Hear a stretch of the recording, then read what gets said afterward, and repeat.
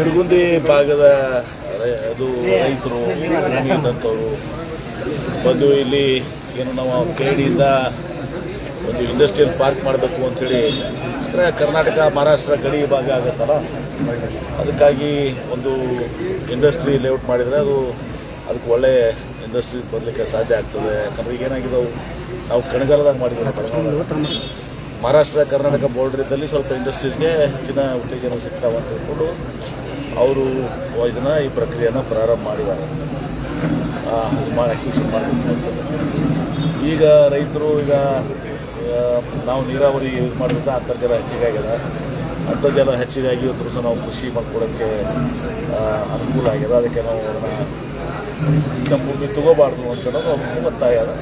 ಅದನ್ನು ಸಹಾನುಭೂತಿಯಿಂದ ನಾವು ನಮ್ಮ ಚರ್ಚೆ KDB ಇದರಲ್ಲಿ ಅಧಿಕಾರ ಮಟ್ಟದಲ್ಲಿ ನಾವು ಚರ್ಚೆ ಮಾಡಿ ಸಾಧಕ ಬಾಧಕನ ವಿಚಾರ ಮಾಡಿಕೊಂಡು ನಿರ್ಣಯ ತಕ್ಕೊತೀವಿ. ಸರ್, ಅಮಿತ್ ಶಾ ಜೊತೆ DK ಶಿವಕುಮಾರ್ ವೇದಿಕೆ ಹಂಚ್ಕೊಂಡಿದ್ದಕ್ಕೆ BJP ಸೇರ್ತಾರೆ ಅನ್ನೋವಂಥ ಚರ್ಚೆ ಇದೆ ಸರ್. DK ಶಿವಕುಮಾರ್ ಅವರು ಕಟ್ಟ ಕಾಂಗ್ರೆಸ್ಸಿಗರು, ಇದೆಲ್ಲ ಕೂಡ ಮಾಧ್ಯಮದ ಊಹಾಪೋಹ. ಈಗ ಸದ್ಗುರು ಅವರ ಶಿವರಾತ್ರಿ ಕಾರ್ಯಕ್ರಮ ಅತ್ಯಂತ ವಿಜೃಂಭಣೆಯನ್ನು ಮಾಡ್ತಾರೆ, ತಮಗೂ ಗೊತ್ತಿದೆ. ಪ್ರತಿ ವರ್ಷ ಎಲ್ಲ ಸಿನಿಮಾ ತಾರೆಯರು ಹಿಡ್ಕೊಂಡು ಎಲ್ಲರೂ ದೊಡ್ಡವ್ರನ್ನ ಎಲ್ಲರೂ ಕರೆಸ್ತಾರೆ. ಅಮಿತ್ ಶಾ ಅವ್ರನ್ನ ಕರೆದಿದ್ದಾರೆ, DK ಶಿವಕುಮಾರ್ ಅವ್ರನ್ನೂ ಕರೆದಿದ್ದಾರೆ. ಅಷ್ಟೇ ಯಾಕೆ ಇಲ್ಲೇ ನಮ್ಮ ಕಾರ್ಯಕ್ರಮಗಳು, ಅನೇಕ ಧಾರ್ಮಿಕ ಕಾರ್ಯಕ್ರಮದಲ್ಲಿ ನಮ್ಮ ಸ್ವಾಮಿಗಳು ಕಾಂಗ್ರೆಸ್ನವರು ಕರೀತಾರೆ, BJಪಿಯವರು ಕರೀತಾರೆ, ನಾವು ಕೂತಿರ್ತೀರ. ಹೀಗಾಗಿ ಆ ಕಾರ್ಯಕ್ರಮಕ್ಕೆ ಆಹ್ವಾನಿಸಿದಾಗ ಏನು ಪೊಲಿಟಿಕಲ್ BJP ಪಾರ್ಟಿ ಫಂಕ್ಷನ್ ಅಲ್ಲ, ಈಶಾ ಫೌಂಡೇಶನ್ದು ಶಿವರಾತ್ರಿ ಕಾರ್ಯಕ್ರಮ. ಅಮಿತ್ ಶಾ ಅವ್ರಿಗೂ ಕರೆದಿದ್ದಾರೆ, ಅಮಿತ್ ಶಾ ಅವ್ರು ಹೋಗಿದ್ದಾರೆ, DK ಶಿವಕುಮಾರ್ ಕರೆದ DK ಶಿವಕುಮಾರ್ ಹೋಗಿದ್ದಾರೆ. ಸುಮ್ಮನೆ ನಿಮ್ಮ ಮಾಧ್ಯಮಗಳು ಅದನ್ನ ಏನೋ ಇಲ್ಲದ ಸಲ್ಲದ ವಿಚಾರಗಳನ್ನ ಇದು ಮಾಡ್ತಾ ಇದ್ದಾರೆ. DK ಅವರ ವರ್ತನೆಯಲ್ಲಿ ಬದಲಾವಣೆ, ಹಿಂದುತ್ವದ ಕಡೆ ಹಿಂದುತ್ವ ಕಡೆ ನೋಡಿ, ಅವರವರ ಸ್ನೇಹಿತರಲ್ಲ, ವ್ಯಕ್ತಿ ಸ್ವಾತಂತ್ರ್ಯ ಇದೆ. ಅವರವರ ಇದನ್ನ ಪಾಲನೆ ಮಾಡಲಿಕ್ಕೆ ಅವರಿಗೆ ಅಧಿಕಾರ ಇದೆ.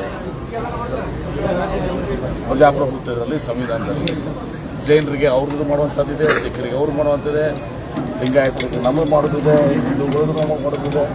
ಎಲ್ಲರಿಗೂ ಅವರವರ ಧಾರ್ಮಿಕ ವಿಚಾರದಲ್ಲಿ ವ್ಯಕ್ತಿ ಸ್ವಾತಂತ್ರ್ಯ ಇದೆ. ಶಿವಕುಮಾರ್ ಅವರ ವೈಯಕ್ತಿಕ ಅದು ಪಕ್ಷದ ಅದು ಅಲ್ಲ, ಅಥವಾ ನನ್ನ ವೈಯಕ್ತಿಕ ಅದು ಪಕ್ಷದ. ನನ್ನ ವೈಯಕ್ತಿಕ ಆಚರಣೆ, ನನ್ನ ವೈಯಕ್ತಿಕ ಸ್ಮಿತಿ ಏನಿರ್ತದೆ ಅದು ಬೇರೆ. ಹೀಗಾಗಿ ಒಂದಕ್ಕೊಂದು ಮಿಕ್ಸ್ ಮಾಡುವಂಥ ಅವಶ್ಯಕತೆ ಇಲ್ಲ. ಪಕ್ಷದ ಸಿದ್ಧಾಂತಗಳಿಗೆ ಪಕ್ಷ ಸಿದ್ಧಾಂತದ ಅದಿರ್ತದೆ. ಈಗ ಪಕ್ಷದ ಶಿವಕುಮಾರ್ ಹಿಂದೂಗಳಲ್ವಾ? ಹಿಂದೂಗಳು ಹೌದೋ ಇಲ್ಲೋ? ಮತ್ತೆ ಶಿವರಾತ್ರಿಗೆ ಹೋದ್ರೆ ಏನಿಸ್ತದೆ? ಪಕ್ಷ ಸಿದ್ಧಾಂತ ಇರುತ್ತೆ, ಅದು ಶಿವರಾತ್ರಿ ಮಾಡೋದು. ನಾನು ಶಿವರಾತ್ರಿಗೆ ಹೋಗಿಲ್ವಾ? ಶಿವನ ಲಿಂಗದ ಗುಡಿಗೆ 170 ಲಿಂಗದ ಗುಡಿಗೆ ಹೋಗಿದ್ದೀವಿ. ಅಲ್ಲಿ ನಮ್ಮ ಬಸಂತ್ ಕುಮಾರ್ ಪಾಟೀಲ್ರದ್ದು ಶಿವಗಿರಿಗೂ ಹೋಗಿದ್ದೀವಿ. ಅಲ್ಲ, ಅಮಿತ್ ಶಾ ಅವರೆಲ್ಲ ಬಂದಿದ್ರು. ಏನು ತಪ್ಪಿದೆ? ಈಗ ಎಷ್ಟೋ ಕಾರ್ಯಕ್ರಮದಲ್ಲಿ ನಾವು ಕಾಂಗ್ರೆಸ್ನವರು ಕೂಡಿರ್ಬೇಕಲ್ಲ, ಸ್ವಾಮಿಗಳು ಕರೀತಾರೆ, ಅನೇಕ ಕಾರ್ಯಕ್ರಮಗಳನ್ನ ನಮ್ಮನ್ನು ಕರೀತಾರೆ, ಅವರು ಕರೀತಾರೆ. ಮತ್ತೆ CM ರಾಹುಲ್ ಗಾಂಧಿ ಅವರ ಬಗ್ಗೆ ಟೀಕಾ ಪ್ರಹಾರಗಳು ಮಾಡಿದ್ರು. ಸರ್ಕಾರದ ಇದೇ ಜಗ್ಗಿ ಅವರ ಕಾರ್ಯಕ್ರಮದಲ್ಲಿ ನೋಡಿ, ಅದು ಜಗ್ಗಿ ವಾಸುದೇವರು ಇದು ಒಂದು ಭಾಗ. ಇಲ್ಲಿ ಇರುವಂಥ ಕಾರ್ಯಕ್ರಮ ಶಿವರಾತ್ರಿ ಕಾರ್ಯಕ್ರಮ. ಶಿವರಾತ್ರಿ ಕಾರ್ಯಕ್ರಮಕ್ಕೆ ಇವತ್ತು ಅವ್ರು ಹೋಗಿದ್ದಾರೆ. ಯಾವುದು ಮಾಧ್ಯಮದವ್ರು ಮಾತನಾಡ್ತಾರೋ, ಕಾಂಗ್ರೆಸ್ ಅಲ್ಲಿ ಇರ್ತಕ್ಕಂಥ ನಾಯಕರು ಮಾತನಾಡ್ತಾರೆ. ನೀವೇ ಅದಕ್ಕೆ ಏನೋ ಕಾಂಗ್ರೆಸ್ ತೆಗೆದಂಗಿಲ್ಲ, ಹಂಗೆ ಮಾತಾಡಿರ್ತಾರ. ಮಾಧ್ಯಮದವ್ರು ಅದಕ್ಕೆ ಹಾಕ್ತೀರಿ ಪೆಟ್ರೋಲು. CM ಆಗಿ ಮತ್ತೆ ಅದ್ರ ಸಲುವಾಗಿ ಚರ್ಚೆ ಶುರುವಾಗಿದೆ. ಆ ವಿಚಾರ ಮಾಡಿದ್ದೀನಿ, ನಾನು ವಿಚಾರ ಮಾಡಿದ್ದೀನಿ. ಈ CM ಆಗಲಿ, ಮತ್ತೊಂದಾಗಲಿ, KPCC ಆಗಲಿ, ಎಲ್ಲರೂ ಪಕ್ಷದ ಹೈಕಮಾಂಡ್ ಬಿಟ್ಟದ್ದು. ಇದ್ರ ಬಗ್ಗೆ ನಾನು ಪ್ರತ್ಯೇಕ ಮಾಡಬಾರ್ದು ಅಂತ ಒಂದು ದಿಟ್ಟ ನಿರ್ವಹಣೆ ತಗೊಂಡಿದ್ದೀನಿ. ಮೊನ್ನೆ ಬೆಂಗಳೂರಲ್ಲಿ ಹೇಳಿದ್ರಿ, ನಿಮಗೂ ಹೇಳ್ತೀನಿ, ಸುಮ್ಮನೆ ನಿಮ್ಮ ಟೈಮ್ ವೇಸ್ಟ್ ಮಾಡ್ಕೋಬೇಡ್ರಿ, ಆ ಬಗ್ಗೆ ಪ್ರಶ್ನೆ ಕೇಳಬೇಡ್ರಿ, ನಾವು ಉತ್ತರ ಕೊಡೋದು. ಸರ್, ಬಜೆಟ್ನಾಗ